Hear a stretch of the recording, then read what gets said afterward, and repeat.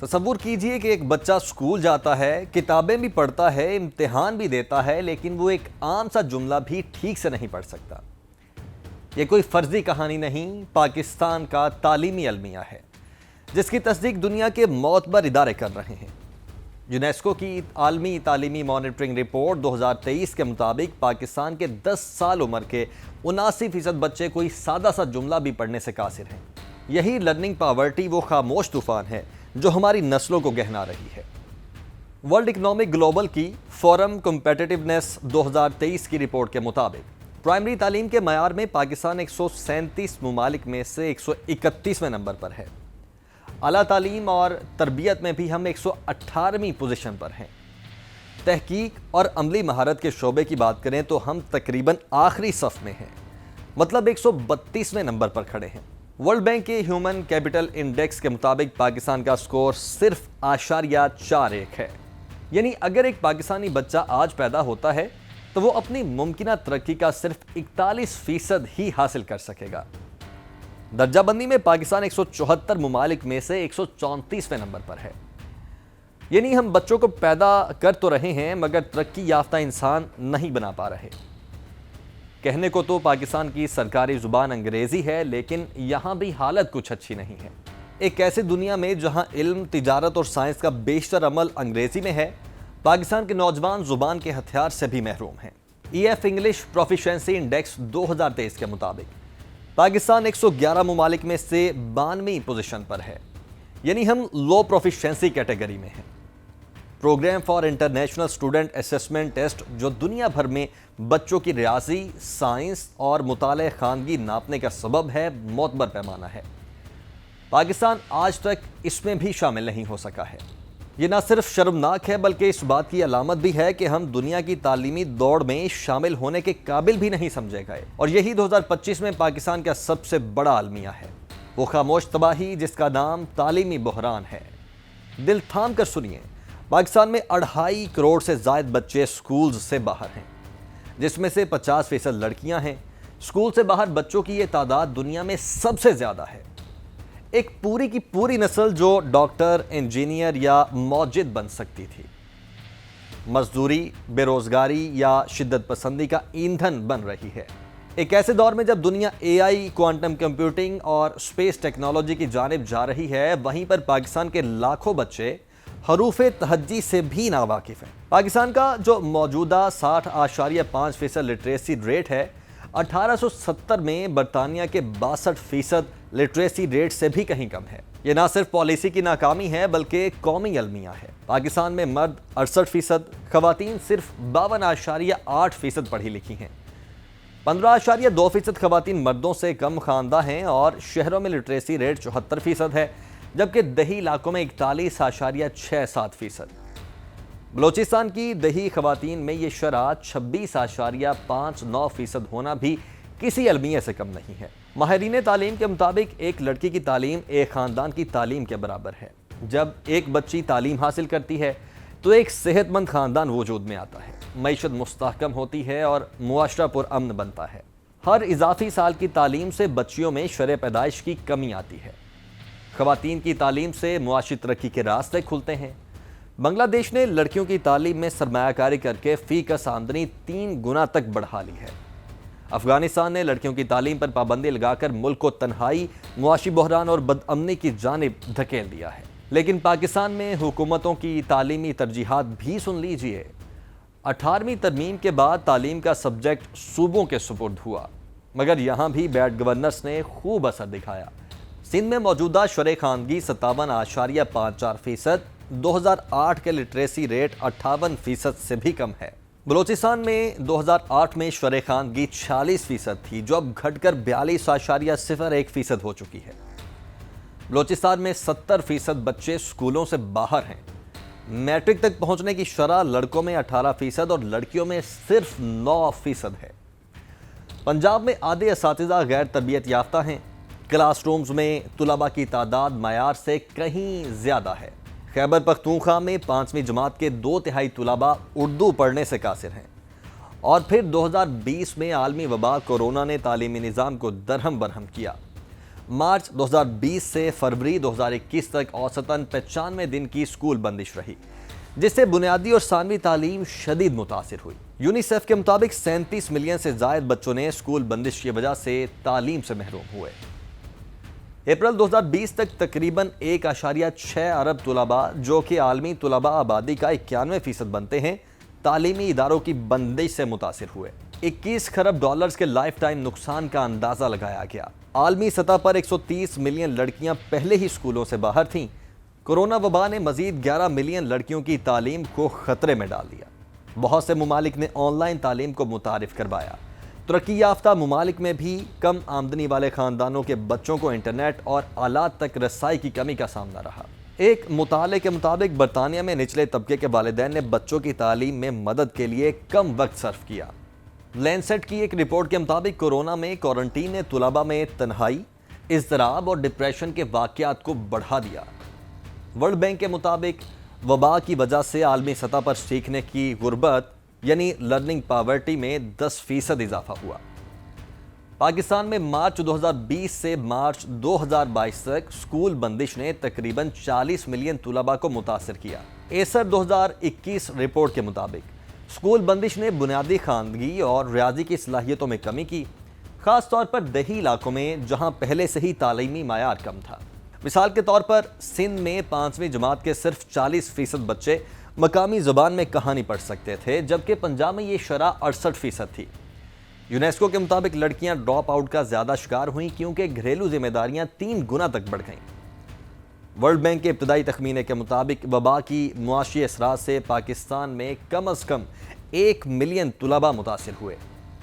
پاکستان میں on line تعلیم کی منتقلی چیلنجز سے بھرپور تھی۔ پاکستان ٹیلی کمیونیکیشن اتھارٹی کے مطابق صرف 1 ملین اسکول ایج بچوں کو ڈیجیٹل آلات اور بینڈ وڈتھ تک باقاعدہ رسائی تھی۔ دیہی علاقوں جیسے کہ بلوچستان اور خیبر پختونخوا میں 3G اور 4G کی عدم دستیابی نے بھی طلباء کو آن لائن کلاسز سے محروم رکھا۔ مثال کے طور پر خیبر پختونخوا کے طلباء نے آن لائن کلاسز کے خلاف احتجاج کیا کیونکہ انٹرنیٹ سروسز ناقص تھیں۔ نجی اسکول کے طلباء خاص طور پر شہری علاقوں میں آن لائن تعلیم سے فائدہ اٹھا سکتے تھے، لیکن سرکاری اسکولوں کے طلباء کے لیے سمارٹ فونز اور انٹرنیٹ کی کمی ایک بڑا مسئلہ تھا۔ واٹس ایپ جیسے پلیٹ فارمز پر انحصار کیا گیا، لیکن دیہی والدین کے پاس اکثر تو سمارٹ فونز بھی نہیں تھے۔ وفاقی حکومت نے اپریل 2020 میں ٹیلی اسکول لانچ کیا جو PTV پر گریڈ 1 سے 12 کے لیے تعلیمی مواد کو نشر کرتا تھا، تاہم اس کی رسائی دیہی علاقوں تک محدود رہی۔ پنجاب حکومت نے تعلیم گھر پروگرام شروع کیا جو cable T V, mobile app اور ویب سائٹ کے ذریعے گریڈ 1 سے 8 کے طلباء کو مواد فراہم کرتا تھا۔ خیبر پختونخوا میں یونیسیف کی مدد سے اساتذہ نے 4 سے 5 ہفتوں کے لیے ہوم ورک اسائنمنٹس تیار کیے تاکہ تعلیمی تسلسل برقرار رہے۔ دسمبر 2020 میں دوسری لہر کے دوران وفاقی حکومت نے ریڈیو اسکول شروع کیا تاکہ دیہی علاقوں تک رسائی کو بڑھایا جا سکے۔ ایک تحقیق کے مطابق پاکستانی طلباء میں لاک ڈاؤن کے دوران اضطراب اور ڈپریشن میں اضافہ ہوا۔ معاشی بحران نے 7.15 ملین کارکنوں کی روزی روٹی کو متاثر کیا، جس سے خاندانوں کے لیے تعلیمی اخراجات برداشت کرنا بھی مشکل ہوئے۔ ورلڈ بینک کے مطابق وبا سے غربت کی شرح 33.7% اضافہ ہوا، جس نے تعلیمی مواقع کو مزید محدود کیا۔ اساتذہ کو آن لائن تدریس کے لیے مناسب تربیت بھی نہیں ملی۔ ایک مطالعے کے مطابق صرف 8.8% پاکستانی میڈیکل طلباء نے آن لائن کلاسز کو مؤثر سمجھا۔ کورونا وبا نے پاکستان کے تعلیمی نظام کو شدید متاثر تو کیا ہی، دیرپا پالیسیز کا روڈ میپ بھی پھر بنایا نہ جا سکا۔ بدقسمتی کہیں کہ پاکستان جنوبی ایشیا میں تعلیم پر سرمایہ کاری کے حوالے سے صرف افغانستان سے ہی بہتر ہے۔ مالی سال 2025 کے پہلے 3 کوارٹرز میں ملک کی GDP کا صرف 8.8% تعلیم پر خرچ کیا گیا۔ یہ گزشتہ سال سے 29% کم تھا۔ یوں سمجھیے کہ تعلیم پر خرچ 1251 ارب روپے سے کم ہو کر 899 ارب رہ گیا۔ تمام سیاسی جماعتوں کے منشور میں تعلیم پر GDP کا 4% خرچ کرنے کا جھوٹا خواب دکھایا گیا، لیکن اربوں روپے لیپ ٹاپ سکیمز، اشتہارات اور دانش اسکول جیسے دکھاوے کے منصوبوں پر خرچ کیے گئے۔ ورلڈ بینک کے مطابق ہر اضافی سال کی تعلیم ایک شخص کی آمدن میں اضافے کے ساتھ ساتھ ملک کے GDP میں 4 سے 6% تک اضافے کا باعث بنتا ہے۔ ہینوشیک اینڈ ووزیمن کی 2015 کی اسٹڈی کے مطابق اگر طلباء کے معیار تعلیم بہتر کر دیا جائے تو یہ شرح 1 سے 2% تک بھی پہنچ سکتی ہے۔ تاریخ گواہ ہے کہ برطانیہ، جرمنی، چین اور جنوبی کوریا نے تعلیم کے بلبوتے پر ہی ترقی کی ہے۔ برطانیہ نے اسکولز کے معیار کو بہتر بنایا، 30 بلین پاؤنڈز کی معیشت کو 600 ارب پاؤنڈز تک پہنچایا۔ جرمنی کے 90% لٹریسی ریٹ کا صنعتی انقلاب میں اہم کردار تھا۔ چین، جنوبی کوریا کی ترقی میں بھی سب سے جو اہم کردار تھا وہ تعلیم کے میدان میں سرمایہ کاری تھا۔ آئی ٹی میں سرمایہ کاری کا نتیجہ ہی ہے کہ بھارت کے سافٹ ویئر برآمدات گزشتہ سال تک 205 ارب ڈالرز تھیں، جو مستقبل میں 800 ارب ڈالرز تک جانے کا تخمینہ ہے۔ پابندیوں کے باوجود ہنرمندی افرادی قوت کی بدولت ایران کی برآمدات 98 ارب ڈالرز سے زیادہ ہیں۔ بھارت اور بنگلہ دیش اپنے جی ڈی پی کا 3 سے 4% تعلیم پر خرچ کرتے ہیں۔ پاکستان بھی چاہے تو تعلیمی معیار کو بہتر کر کے معاشی اور معاشرتی ترقی کے راستے کھول سکتا ہے۔ پاکستان کے پاس سیکھنے کے لیے روانڈا اور جنوبی افریقہ کی مثالیں موجود ہیں۔ 1994 میں روانڈا نے دنیا کے بدترین نسل کشی کا سامنا کیا۔ صرف 100 دنوں میں 8 لاکھ سے زائد بے گھر افراد کو قتل کیا گیا اور تعلیمی نظام سب سے زیادہ متاثر ہوا۔ اسکول جل گئے، اساتذہ یا تو قتل ہوئے یا پھر ملک سے بھاگ گئے اور بچوں کا مستقبل تاریکی میں ڈوب گیا۔ مگر پھر جو ہوا وہ دنیا کے لیے ایک حیرت انگیز مثال بن گیا۔ نسل کشی سے قبل روانڈا میں تعلیم کی صورتحال کسی طرح بھی حوصلہ افزا نہیں تھی۔ 1991 تک 15 سال سے زائد عمر کے افراد کی خواندگی کی شرح صرف 58% تھی۔ ثانوی تعلیم حاصل کرنے والوں کی تعداد تو محض 3.9% تھی۔ مطلب ہر 100 میں سے 4 افراد۔ 1994 کے بعد روانڈا نے فیصلہ کیا کہ اگر قوم کو دوبارہ جینا ہے تو تعلیم ہی وہ واحد چراغ ہے جو اندھیروں کو روشن کر سکتا ہے۔ روانڈا نے یونیورسل پرائمری ایجوکیشن اور صنفی مساوات کی پالیسی کا مرکز بنایا۔ تعلیمی پالیسیز میں نسلی تعصب کے ہر نشان کو مٹایا گیا۔ اسکولوں میں نسلی تقسیم کے بجائے ایک قوم، ایک انسان کا تصور پڑھایا گیا۔ قومی بجٹ کا 15% صرف تعلیم پر خرچ کیا گیا۔ 2021 تک تعلیم حکومت کا سب سے بڑا شعبہ بن چکی تھی۔ نصاب میں نسل کشی کی تعلیم شامل کی گئی تاکہ نئی نسل تاریخ سے سیکھے، تلخیوں کو سمجھے اور ماضی کو دہرانے سے بچے۔ اسکول صرف سیکھنے کی جگہ نہ رہے بلکہ رواداری، اجتماعی مکالمے اور ذہنی صحت کی بحالی کا مرکز بن گئے۔ مقامی اور بین الاقوامی وسائل کو متحرک کر کے تعلیمی ادارے دوبارہ کھولے گئے۔ 2023 سے 24 تک ملک گیر خواندگی کی شرح بڑھ کر 76% ہو چکی تھی۔ 15 سے 24 سال کے نوجوانوں میں خواندگی 88% تک اور لڑکیوں میں تو یہ 91% تک بھی زائد ہو گئی۔ 6 سے 11 سال کی عمر کے بچوں کی اسکول حاضری 93% سے بڑھ گئی، جبکہ 1996 میں پرائمری تعلیم مکمل کرنے کی شرح 59% تھی۔ آج یہ 90% سے زائد ہے۔ جنوبی افریقہ میں اپارتھائڈ کا نظام بھی دہائیوں تک تعلیمی تفریق کا مسئلہ رہا، جہاں سیاہ فام بچوں کو تعلیم کی سہولیات سے دور رکھا گیا۔ ان کے اسکول الگ، نصاب کمتر اور اساتذہ غیر تربیت یافتہ تھے۔ مگر نسل پرستی کے خاتمے کے بعد تعلیم ہی وہ واحد ستون بنا جس پر مساوی معاشرہ قائم کیا گیا۔ ملک نے بکھرے ہوئے تعلیمی نظام کو متحد کیا، فنڈنگ کو مساوی بنایا اور پسماندہ طبقات کی اعلیٰ تعلیم تک رسائی بڑھائی۔ نتیجہ یہ ہوا کہ 2019 تک نوجوانوں کی خواندگی 98% تک پہنچ چکی تھی۔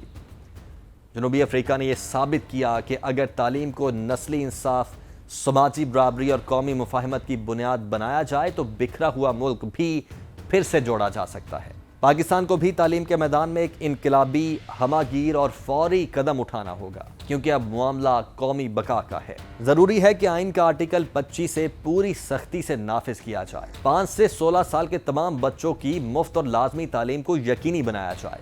خاص طور پر ان 1.2 کروڑ بچوں پر توجہ دی جائے جو اسکول سے باہر ہیں۔